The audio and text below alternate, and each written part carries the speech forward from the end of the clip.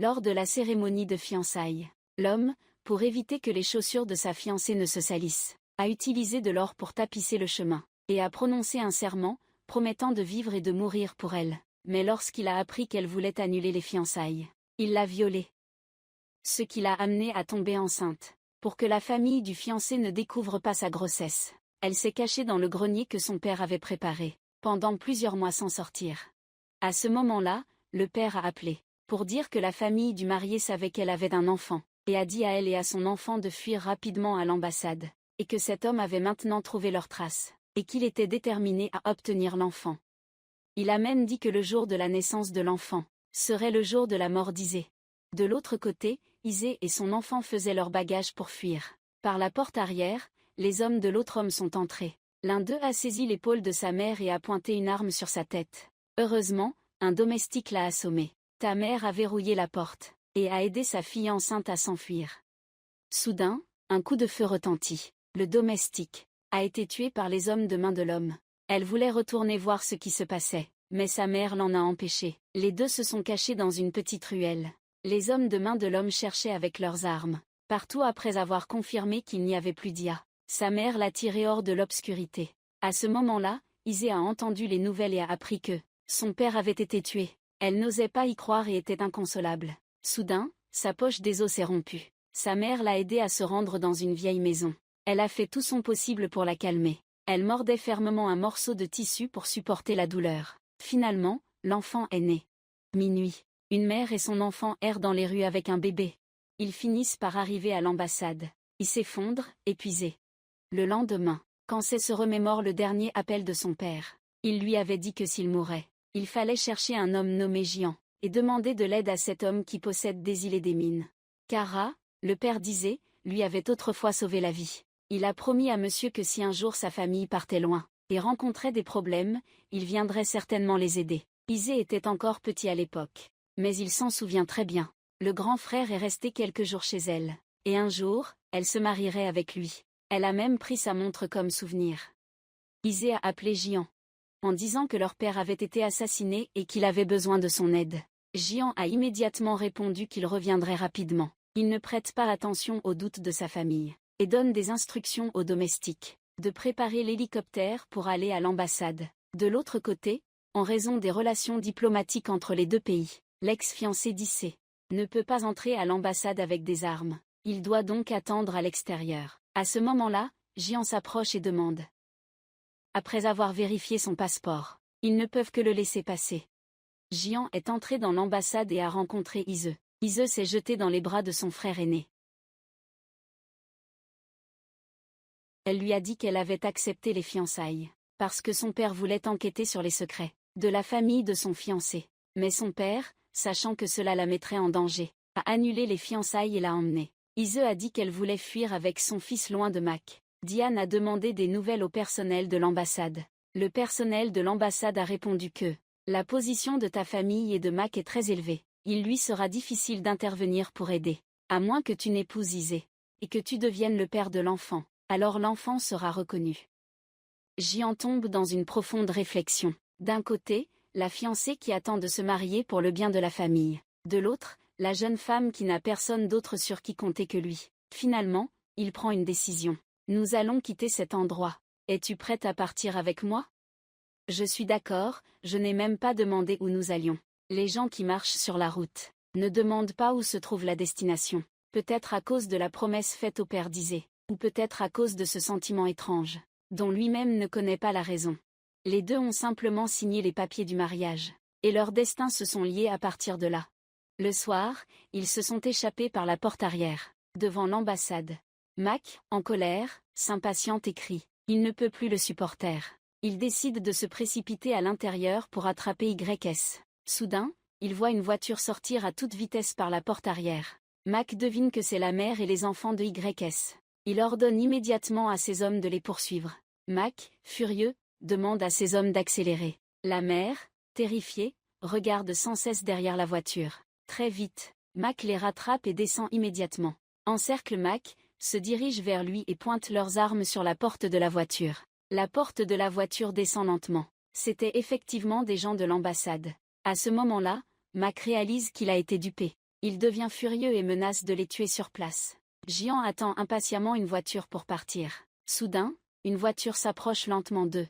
Heureusement, ce n'est qu'une voiture de police. Pour s'occuper des funérailles de son père, la mère choisit de rester. Juste au moment où la mère et l'enfant se disent adieu, Jia entendit du bruit derrière elle. Les hommes, c'est fou, voulaient récupérer leur ancienne fiancée et leur fils. Il a tiré sur le nouveau mari de celle-ci.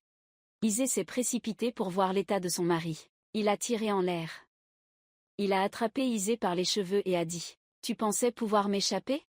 Il l'a tirée vers l'avant.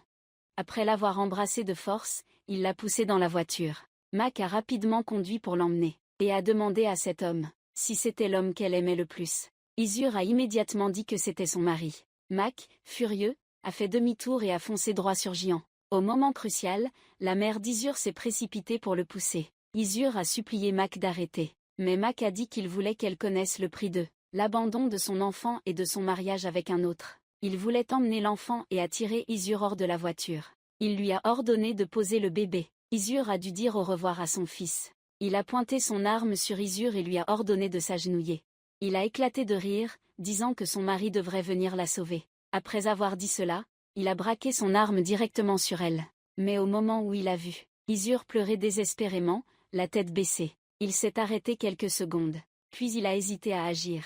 À ce moment-là, Jian le poursuit et lui tire dessus. Il tombe immédiatement.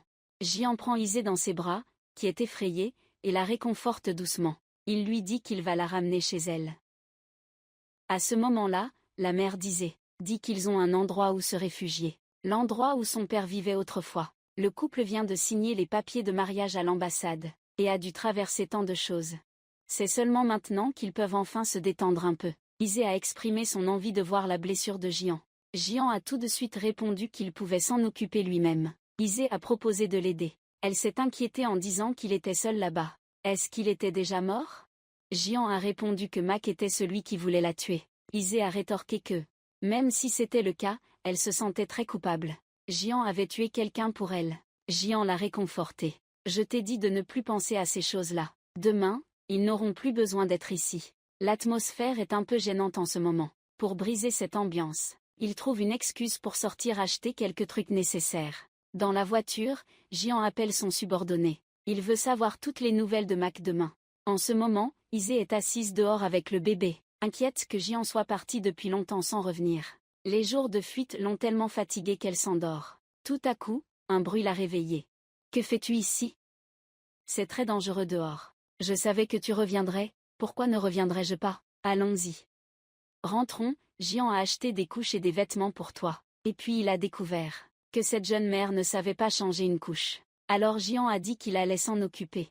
Yiseo observait attentivement ses gestes minutieux. Jian a dit qu'il l'avait déjà fait plusieurs fois. « Tu as un fils, et lui aussi. » Isa a encore mentionné l'histoire de Mac. Tante Anne a tout de suite répondu. « Ces gens-là ne les trouveront pas, ne t'inquiète pas. » La jeune mère n'arrivait pas à endormir son enfant. Elle n'a eu d'autre choix que de le confier à Jian.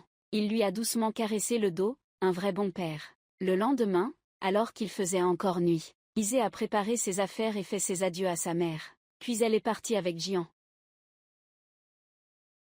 Jian ramène Isée chez lui. Il monte dans l'avion privé de Jian.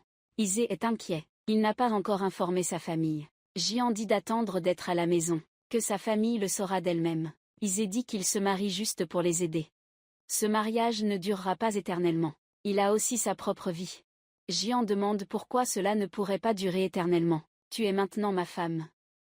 Par ici, le mariage de Tante Anne est également en cours de préparation. Mais la fiancée ne voit pas Tante Anne. Alors elle se met en colère contre l'enfant.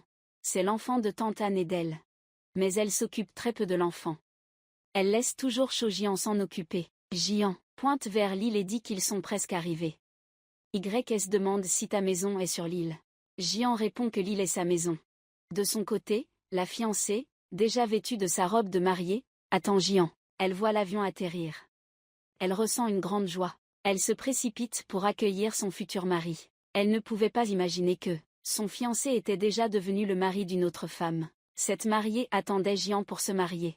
Mais à sa grande surprise, il est arrivé avec une autre femme. Il a ramené Théo avec un enfant et a dit qu'il s'était déjà marié avec elle. Tout le monde autour était stupéfait. La mariée, désespérée, regardaient leurs mains étroitement jointes. Elle a dit, « Tu n'as jamais tenu ma main comme ça. » Elle a demandé à nouveau, « Tu t'es vraiment mariée ?» Jian a répondu, « Elle est ma femme. » La mariée voulait se jeter sur eux pour frapper, mais Jian l'a retenue. « Comment voulez-vous que mon fils et moi vivions? Qu'ai-je fait de mal ?» Jian vous a demandé de vous calmer. Vous avez désespérément enlevé votre épingle à cheveux, et dit, « Tu paieras pour mes larmes. » Ensuite, vous avez pris la main de votre fils et êtes parti. Je ne m'attendais pas à ce que les choses tournent ainsi. Je suis désolée pour tout le monde. Tout est de ma faute. Je ne savais pas que Jian avait un fils et une fiancée. Tout le monde était stupéfait par cette nouvelle. À ce moment-là, un serviteur est venu annoncer que la fiancée et le garçon avaient disparu. Jian craignait qu'elle ne fasse quelque chose de stupide. Il a rapidement rassemblé tout le monde pour les chercher. Isée et l'enfant ont été laissés à la fête. La mère de Jian désapprouvait fortement la femme que Jian avait ramenée. La mère de Jian a immédiatement ordonné à ses subordonnés de préparer une autre chambre pour Isée, sa petite fille. Elle a demandé s'il n'y avait pas déjà 26 chambres dans la maison. Elle a répondu que même s'il y avait 100 chambres, elle ne la laisserait pas y rester. Elle a mis Isée dans une cave sombre. La domestique a ressenti de la compassion et l'a aidée à nettoyer la chambre. Isée a souri pour montrer qu'elle ne s'en souciait pas. La domestique a complimenté l'enfant pour sa gentillesse. 2 personnes sont assises ensemble en train de discuter. L'une demande pourquoi le garçon est déjà grand, et pourquoi il se marie seulement maintenant. Il s'avère qu'avant de s'inscrire pour le mariage, Jian était déjà marié, mais sa femme souffrait d'une maladie grave et est décédée. À ce moment-là, Jian était très bouleversé, et n'avait pas l'intention de se remarier. Pendant cette période, sa fiancée actuelle l'a réconforté et pris soin de lui. C'est la raison pour laquelle il y a ce garçon. Mais Jian n'avait aucun sentiment pour sa fiancée. Actuellement, il subit la pression des 2 familles. C'est pourquoi Jian a donné un statut à sa fiancée. À ce moment-là, Mac est à l'hôpital. Il pressentait quelque chose. Pendant ce temps, la fiancée de Jian emmène son fils courir vers la plage. C'est la maison en bois préférée de Jian, où il allait souvent avec son ex-femme. Elle brise la vitre. Elle entre dans la pièce où Jian ne lui avait jamais permis de mettre les pieds. Elle prend la photo de Jian et de son fils, et dit qu'elle voulait juste qu'il l'amène ici une fois. Mais cela reste un souhait irréalisable. Elle est en colère. Elle prend la photo dans ses mains et la jette contre la vitre. Le garçon à côté d'elle, effrayé, se couvre les yeux. Mais elle continue de déverser sa colère sans arrêt. Elle ne comprend pas pourquoi. Elle seule n'a pas droit à l'amour. Le garçon s'avance pour réconforter sa mère en lui disant de ne plus pleurer. Elle essaie de dire qu'elle ne pleurera plus maintenant. Elle fera en sorte que ce soit eux qui pleurent. Par ici, tout le monde cherche désespérément la fiancée et le garçon. Ils ne savent pas où elle et le garçon sont allés. Mais elle tient actuellement un morceau de verre, pleurant en silence. Et puis elle prend une décision. Si elle décide maintenant de renoncer à sa vie, moi, je pense que, peut-être que Jian ne pourra jamais t'oublier. Elle avançait lentement vers la mer. Tu disais à ton fils que, un jour, tu te transformerais en oiseau, et que tu plongerais dans l'eau. Tout prendrait fin. Ta douleur sombrerait avec toi au fond de l'océan. C'est à ce moment-là que Jian t'a vu et a crié fort. Jian a immédiatement sauté pour t'attraper et remonter sa fiancée. Le jeune homme sur le bateau s'est approché pour aider la femme. Le garçon est toujours dans la chambre au bord de la mer, et crie fort après Théo. Jian s'éloigne peu à peu. Le garçon avec un handicap mental voit cela et enlève aussi sa veste pour sauter dans la mer. L'oncle de Jian, à travers le télescope, aperçoit une chaussure flottant à la surface de l'eau, du garçon. Il veut sauter mais n'ose pas. De l'autre côté, le bateau de Jian finit par accoster. Le père de la fiancée est inquiet, et demande des nouvelles de sa fille. Jian lui dit que sa fille va bien. Mais qu'elle est folle et a entraîné mon fils dans sa folie. Si mon fils a des ennuis à cause d'elle, je ne lui pardonnerai jamais. À ce moment-là, l'oncle arrive et dit qu'il a vu les chaussures du garçon flotter sur la mer. Jian, furieux, attrape son col et dit « Vous les avez vus et vous êtes venu ici, pourquoi ? N'était-ce pas à vous de sauter pour le sauver ? Vous avez dit que vous aviez peur de l'eau. » Tout le monde s'est précipité pour chercher le garçon. Jian a plongé dans la mer pour le chercher, mais sans succès. Il a mobilisé tous les bateaux de sauvetage pour chercher toute la nuit. Jian s'est porté volontaire pour rester à la proue, et appeler son fils. À ce moment-là, toute la haine de Jian s'est déversée sur son fiancé. « Quoi ? Êtes-vous folle si quelque chose arrive à mon fils ? Je vais vous réduire en poussière. » À ce moment-là, la mère de Jian arrive, sans lui laisser le temps de parler. Elle la gifle violemment, la jetant au sol. L'infirmière, dans la chambre, voit la scène et se sent coupable. Son apparition a tout détruit. Dehors, tout le monde continue de chercher, mais il ne voit pas le garçon. Au moment où Jian désespère, une voix familière retentit. Jian court pour serrer le garçon dans ses bras. Sa fiancée veut aussi s'approcher pour l'embrasser, mais le regard mortel de Jian l'empêche d'avancer. Ensuite Ise lui dit qu'elle a trouvé l'enfant au bord de la mer. Il s'avère qu'Ise a ressenti la présence. Ma présence a tout gâché. Alors elle a décidé de profiter du moment où tout le monde cherche l'enfant pour partir. Elle ne s'attendait pas à rencontrer le petit Jian, en marchant le long de la plage. Par l'intermédiaire des domestiques, il a appris que sa mère avait enfermé Ise dans une cave insalubre. Il était très en colère et a exigé que sa mère la ramène immédiatement. Après le départ de Jian, sa mère a parlé à sa nièce. Ise n'est qu'une invitée. Un jour, elle devra partir. De retour dans la chambre, YS dit à DN qu'elle veut quitter cet endroit. Elle ne veut pas causer plus de problèmes pour lui. Si elle avait su qu'il avait une fiancée et un fils, elle ne l'aurait pas appelé avant. Diane exprime fermement qu'elle ne doit aller nulle part. Il dit que tout est passé et qu'on ne peut plus revenir en arrière. Le fait que tu sois ma femme est une vérité immuable. Je ne te permets pas de partir. Il demande à Jian. Nous avons traversé tant de choses. Pourquoi tu refuses toujours d'abandonner? Jian réfléchit un instant puis dit. Parce que ton père t'a confié à moi. Tard dans la nuit, il est assise dehors en chantonnant. Jian s'approche et la complimente sur sa voix. Il dit que ce matin, la sœur de Jian lui a demandé comment ils se sont rencontrés, et ont fait connaissance. Il pense que toi et lui vous êtes mariés par amour. Jian a dit que, il devait faire en sorte que tout le monde reconnaisse, que ce mariage est réel. Il te protégera toujours. À ce moment-là, la musique commence. Il invite Ise à danser. Au loin, la mère de Jian regarde avec un regard plein de contrôle. Ici, la fiancée jette sa robe de mariée par terre, puis allume le feu. Le lendemain, la mère de Jian lui a dit qu'il n'avait pas besoin, par gratitude, de rester avec une fille qu'il n'aimait pas, qu'il pouvait lui donner de l'argent ou une vie paisible. Jian a répondu qu'il ne voulait pas se marier par reconnaissance. Il espérait vraiment qu'Izar et son fils pourraient rester avec lui. Sa mère ne comprenait pas pourquoi il était si obstiné. Il a dit qu'il était tombé amoureux d'elle. La mère de ton frère reste silencieuse en attendant le repas. Jian a dit qu'on attendrait que tout le monde soit là avant de manger. Ce n'est pas encore suffisant? À ce moment-là, Ise arrive. La sœur demande, cette fille va manger avec nous? Jian répond immédiatement, la fille dont tu parles est ma femme. Il prend doucement la main d'Ise. À ce moment-là, la sœur de Jian cherche à parler avec Ise. Elle dit que Jian et sa fiancée s'aiment beaucoup. Elle demande à Ise si c'est lui qui a décidé de partir tout seul. En plus, hier, elle a failli causer la mort de sa fiancée et de son fils. Ise s'apprête à se lever pour partir. Mais sa sœur lui attrape la main et dit « Demain matin à 5 heures, il y aura un bateau pour l'emmener. » À ce moment-là, la mère d'Ise appelle. Ise lui demande si elle a vu les nouvelles sur Mac. Elle dit qu'elle a très peur. Ta mère a dit que ces gens-là ne te trouveraient pas. Au moment où Jian est arrivé, il a vu l'infirmière en larmes. Elle s'est appuyée contre sa poitrine et a dit que sa mère avait enterré son père aujourd'hui, mais qu'elle n'avait pas pu être présente pour lui dire au revoir. Le soir, Jian a emmené Isa sur un petit bateau et lui a donné une bougie, en lui disant d'exprimer ses pensées, pour les envoyer à son père. Ise partage ses sentiments avec son père en silence, puis elle laisse lentement la lanterne dans l'eau, et dit au revoir à son père. Ensuite, ils vont ensemble voir leur vieille amie. Profitant de l'absence d'Ise, l'ami dit à Jian. Je ne t'ai jamais vu regarder quelqu'un comme ça. C'est fini, tu es tombé amoureux. Jian se dépêche de nier.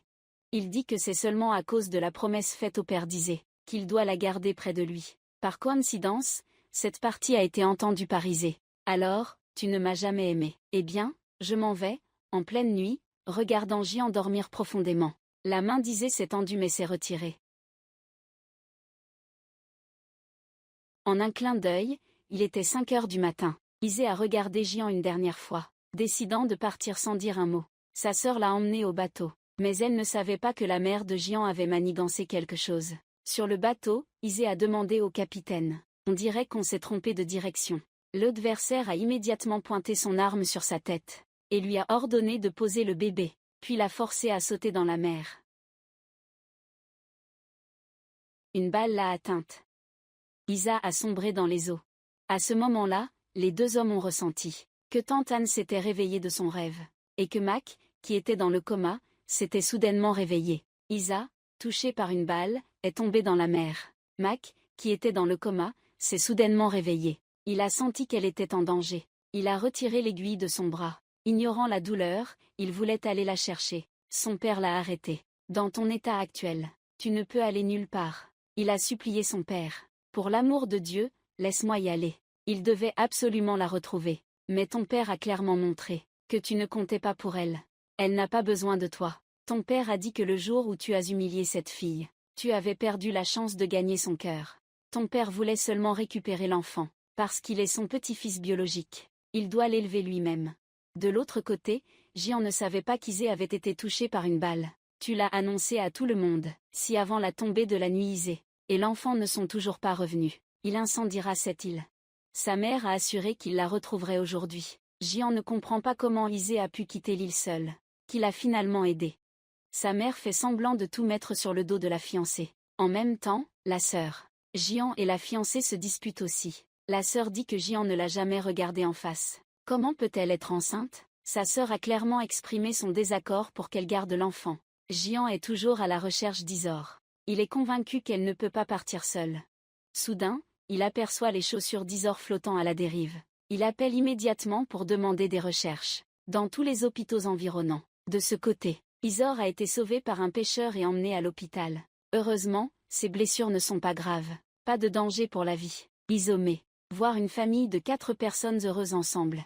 Elle a même raconté une histoire au petit garçon, du côté de la mère de Jian pour éviter que tout soit découvert. Elle est allée voir le conducteur du bateau pour lui prendre l'enfant d'Isor. Puis elle a éliminé cet homme. Isor a demandé au médecin des nouvelles de son fils. Le médecin lui a dit que les pêcheurs n'avaient trouvé qu'elle. La mère de Jian, hypocrite, est venue rendre visite à Isor. Elle a immédiatement montré qu'elle ne s'intéressait pas du tout à Lia en ce moment. Elle voulait juste retrouver son enfant. La mère de Jian a alors dit que tant qu'elle ne révélait pas que la sœur de Jian lui avait demandé de partir, elle garantirait la sécurité de l'enfant d'Isée.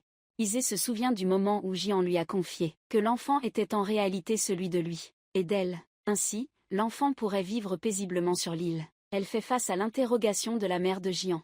Elle n'hésite pas à dire que son enfant est celui de Jian, et demande même en retour pourquoi elle est venue ici et non Jian. Et pourquoi il n'est pas au courant. Il finit par comprendre que Jian a entendu parler d'eux. La situation déhie et se précipite à l'hôpital. Il est très en colère à cause de la fusillade, et montre clairement que s'il attrape le coupable, je vais le tuer de mes propres mains.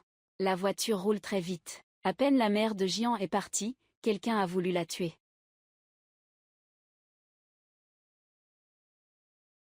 Heureusement, sa mère est arrivée à temps pour la sauver. Iseo a dit qu'elle ne pouvait pas partir, elle devait attendre Jian. Sa mère lui a dit que si elle continuait à attendre, elle risquait de perdre la vie. Les deux sont montés dans l'ambulance. Au moment où elles ont vu la voiture de Jian passer, elle a voulu descendre pour le chercher, mais sa mère l'en a empêché. Ji-an vient d'arriver à l'hôpital et se précipite directement dans la chambre du patient. L'infirmier lui dit qu'elle est déjà partie avec cet homme. Ji-an, furieux, répond, « Vous plaisantez, n'est-ce pas? Alors quelqu'un est entré ici pour kidnapper ma femme ?» Il demande immédiatement à vérifier les caméras. Il découvre que c'est la mère d'Isée qui l'a emmenée. Il réalise alors qu'elle voulait partir de son propre gré. Ji-an est à la fois incrédule et désespéré. Ce jour-là, les deux hommes étaient perdus dans leurs pensées, à propos d'une femme, qui a pris une photo avec Isée et a dit « Ils t'ont arraché de mes mains. Mais je ne vais pas abandonner si facilement. » Ji-an est assis seul devant la voiture, se remémorant ce qu'il a vécu avec Ise. Ils ont traversé la vie et la mort ensemble. Il lui avait promis de la ramener chez elle. Mais pourquoi est-elle finalement partie sans un mot? À ce moment-là, la mère de Ji-an arrive en voiture. Elle est arrivée et l'a immédiatement pris dans ses bras, et elle a délibérément dit qu'elle avait depuis longtemps remarqué que cette femme allait finir par partir. De son côté, Isa voulait appeler Jian. Mais il avait laissé son téléphone dans la voiture, donc il ne savait pas. Il était occupé à se disputer avec sa mère. Il a interrogé sa mère sur pourquoi elle était allée à l'hôpital voir la sœur sans lui en parler. Pourquoi ne pas l'avoir interrogé lui, mais être allé voir sa femme? Ne savez-vous pas que tout ce qu'il dit est la loi? Bien qu'elle soit sa mère, c'est lui qui dirige cette île. Toute la famille et l'argent sont entre ses mains. Il en est responsable. Je vous prie de ne pas dépasser les limites. Elle est extrêmement en colère. De ce côté, quand la mère disait a su que vous vouliez appeler Jian, elle s'est mise en colère. Elle a immédiatement dit que si elle disparaissait complètement d'ici maintenant, elle ne saurait pas comment expliquer cela à Jian, et elle ne saurait pas non plus quand son enfant serait retrouvé. Sa mère lui a assuré qu'elle retrouverait son fils. Mais si elle ne partait pas, le danger pourrait survenir à tout moment. Sa mère l'a mise dans la voiture pour partir. Yiseo, les yeux mouillés, a dit qu'elle aimait Jian. Sa mère a répondu que si elle l'aimait vraiment, alors éloigne-toi de lui. Souviens-toi, depuis qu'on lui a téléphoné jusqu'à maintenant, à quoi il a dû faire face.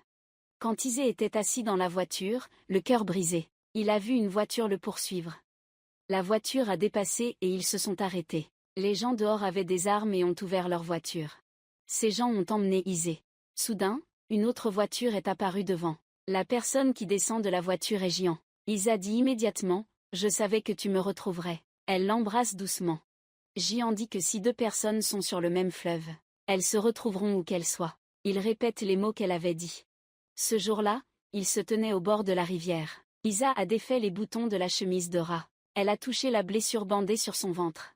Puis elle s'est retournée et a mis sa main dans l'eau. Elle a pris un couteau et s'est fait une entaille sur le bras. Puis elle a plongé son bras dans l'eau. Elle a dit que dans ce courant, leur sang s'était mélangé.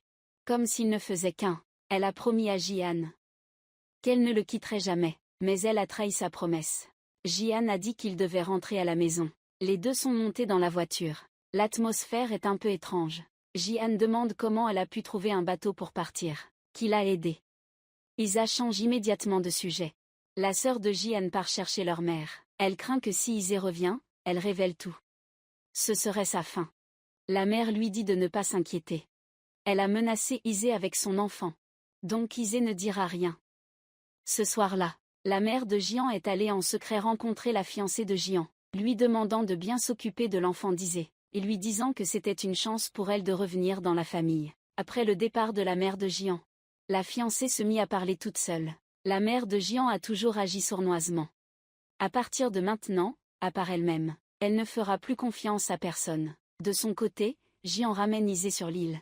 Jian a promis qu'il retrouverait ton enfant pour toi. La mère de Jian a dit qu'il avait enfreint les règles de cette île. Ceux qui sont partis d'ici ne peuvent pas revenir. Mon fils, tu as changé. Tu as ramené la femme qui t'avait quitté. Issei a finalement retrouvé son enfant. Mais elle est toujours triste et malheureuse. Elle a dit à sa petite fille que son mari ne la regardait même pas dans les yeux, et refusait de lui parler. La nièce allait réconforter quand Jian est entré. Il a embrassé le bébé mais a refusé de regarder son visage. Issei s'est approché pour examiner la blessure sur sa poitrine. Mais il l'a arrêté. Il était un peu mécontent d'Issei. Cette blessure maintenant, même toi, tu ne peux pas la guérir. Issei voulait lui parler. Mais il a clairement montré qu'il n'avait rien à dire. De son côté, le frère de la fiancée interrogeait la fiancée. Pourquoi Essa a finalement choisi de se jeter dans les flammes? C'était justement hier. Elle avait enfermé l'enfant de la religieuse dans une pièce en feu. Heureusement, à la dernière minute, sa conscience s'est réveillée, et elle s'est précipitée dans les flammes pour sauver le petit. Elle a dit à son frère qu'elle ne voulait pas faire de mal aux enfants. Les enfants sont tous innocents. Ce jour-là était l'anniversaire de la mort de la défunte épouse de Jian. Il a apporté des fleurs fraîches pour visiter sa tombe. Il se souvient de la conversation entre lui et sa défunte épouse. À ce moment-là, il était trop en colère, parce que sa femme voulait qu'il ait un enfant, mais elle-même ne pouvait pas en avoir. Alors elle voulait qu'il demande sa fiancée en mariage. Jian ne comprenait pas. Il a clairement exprimé qu'il ne voulait pas d'enfant. Il voulait juste vieillir avec elle. Mais elle a dit qu'il ne lui restait qu'un an à vivre. Et qu'elle ne pourrait pas rester avec lui pour toujours. C'est ta dernière requête. Tu t'assois devant et tu parles à ta femme, ta fiancée. Et l'enfant, c'est la responsabilité que je te confie. YCO et son enfant ont aussi besoin de toi. C'est la promesse noble que tu as faite au père de YCO. Tu ne peux pas l'abandonner.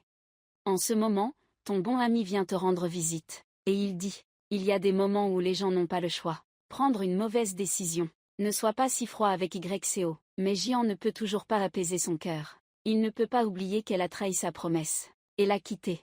Ils ont traversé la vie et la mort ensemble. Mais elle a quand même choisi de partir. Son ami lui a dit directement qu'il était tombé amoureux de YCO. Par amour pour elle, il s'est soucié autant de son départ. Jian a dit encore que l'infirmière n'était confiée qu'à lui. Son ami a répondu que ce n'était pas un obstacle à l'amour. La personne que nous aimons est partie mais nous sommes toujours là. Notre souffle ne s'est pas encore arrêté. Ceux qui sont partis espèrent aussi que nous puissions vivre heureux. De l'autre côté, la fiancée a couru vers Jian. Elle n'a pas regretté d'avoir eu un enfant avec un homme qui était déjà marié parce qu'elle l'aimait. Tu n'as pas besoin de venir te plaindre. Tu as déjà accepté que tu ne pourrais jamais obtenir son amour. Tu veux juste retourner auprès de ton enfant. En ce moment, Isée entend sa sœur Jian parler avec sa nièce. La nièce dit que Jian aime Isée. Mais la sœur dit que ce n'est que de la pitié. Et dit que Isée ne supportera pas la vie sur l'île et partira. Une fois de plus, Isée prit une décision silencieuse. Elle lutterait pour son amour jusqu'à la fin. Le soir, elle alla voir Jian. Jian entra. En voyant la robe qu'elle portait, il fut immédiatement stupéfait. Il lui demanda où elle avait trouvé cette robe. Il s'avéra que lorsque la mère de Jian lui avait apporté des vêtements à choisir, elle avait choisi la robe de la défunte épouse. Mais la mère de Jian ne le lui avait pas dit. Jian s'est immédiatement mis en colère et a demandé à l'infirmière de partir. Iso, également en colère, s'est enfui. Jian l'a poursuivi et a accidentellement trébuché. Il s'est aussitôt excusé, disant qu'il n'avait pas voulu lui crier dessus. Iso a dit qu'elle voulait juste lui parler, mais il ne lui en a pas donné l'occasion. Jian a dit qu'il était prêt à l'aider à résoudre tous ses problèmes. Mais quand elle est partie, a-t-elle pensé à lui? Iso a dit qu'elle n'avait jamais voulu partir. Mais à ce moment-là, elle pensait qu'elle devait partir à cause de lui. Elle ne voulait pas bouleverser la vie qu'il avait déjà. Il lui a dit qu'elle avait détruit sa confiance. Il a dit qu'elle ne pouvait pas se débarrasser de sa froideur et de son arrogance. Les deux sont tombés dans le silence. Parce qu'ils se soucient l'un de l'autre, ils remarquent et calculent. Elle s'est levée pour montrer qu'elle voulait rentrer seule, sans qu'il s'inquiète. Jian l'a portée pour la ramener chez eux, elle était maintenant sa femme. C'est elle qui lui a fait croire qu'il pouvait encore être heureux. Alors donc, comment les jours à venir pourraient-ils se passer sans toi? L'intrigue du film original s'est terminée ici. Mais il reste encore quelques fragments. Si cela t'intéresse, tu peux continuer à regarder avec moi ce film Promesse sacrée. Pour quelques raisons, la Turquie a terminé précipitamment après 4 épisodes. Mais je veux quand même le partager avec vous, parce qu'il a été magnifiquement filmé. Quand j'ai regardé ce film, je l'ai vraiment aimé. Chaque scène était très satisfaisante. Il y a beaucoup de films sur des PDG autoritaires, mais un film sur un PDG autoritaire du Moyen-Orient est encore très nouveau. En plus, il y en a 2. L'intrigue est également très intéressante. Isar aimait Jian depuis son enfance, et Jian, par gratitude, l'a épousée et est tombé amoureux d'elle. Marc sait qu'il ne l'aime pas. Et qu'elle a accepté de se fiancer avec lui uniquement pour en tirer profit, en exploitant les sentiments qu'il a pourris. C'est un amour obstiné mêlé de rancune. Il blesse, tout en consumant son propre cœur. Et il y a aussi une fiancée, Ia, mais sans retour d'affection. Au final, quel est donc ce scénario divin? De plus, c'est peut-être parce que le contexte du film est trop différent de notre réalité. Nous ne trouvons donc pas cela trop absurde, ni trop difficile à comprendre, avec l'entêtement de la mère et la folie de la fiancée. Ajoutez à cela les scènes et la musique très émouvantes, ce qui rend leur amour comme prédestiné. Le destin de ces personnes sera lié. L'histoire c'était très captivant mais la fin était trop précipitée. Donc il y a une certaine continuité, finalement. Merci beaucoup pour votre amour et votre soutien pour ce film. À l'avenir, nous continuerons à choisir des films rares comme celui-ci, pour les partager avec vous. Merci à tous d'avoir toujours soutenu et accompagné la chaîne.